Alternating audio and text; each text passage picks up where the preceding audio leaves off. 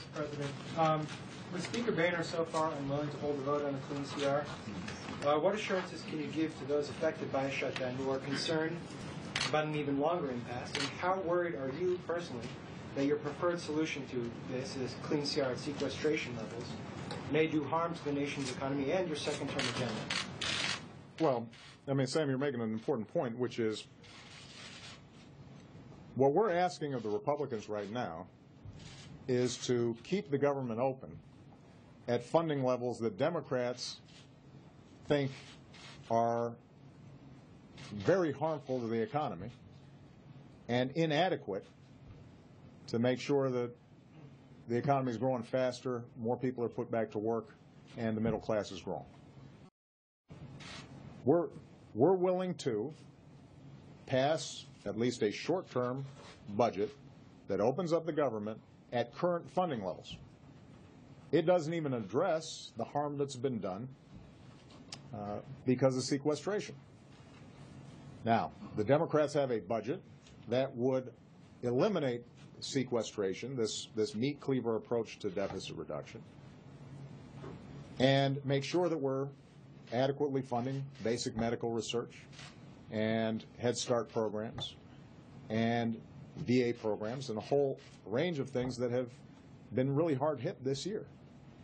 But we recognize that there are going to have to be some compromises between the Democratic position and the Republican position.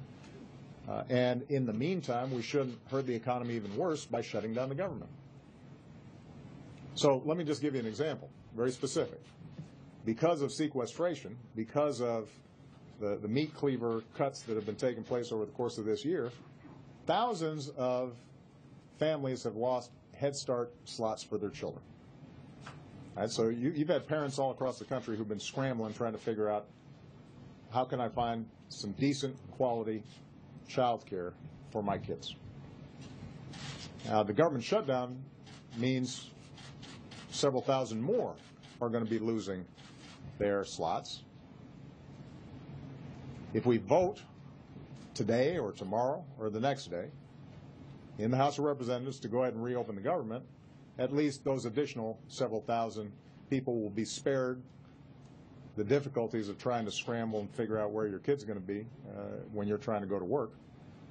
But it doesn't solve the broader problems, and if we were going to have real negotiations, Democrats would say, let's solve the bigger problem. What about all those thousands who have been hurt by sequestration?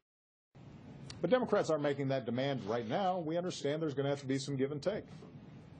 What we are saying is, don't hurt more people while we're trying to resolve these differences. Let's just at least make sure that we keep the lights on while we're having these conversations. You support back pay for furlough workers? Excuse me? You support back pay for furlough workers? Absolutely. I mean, that's how we've always done. Roberta Rampton. You talked a bit about the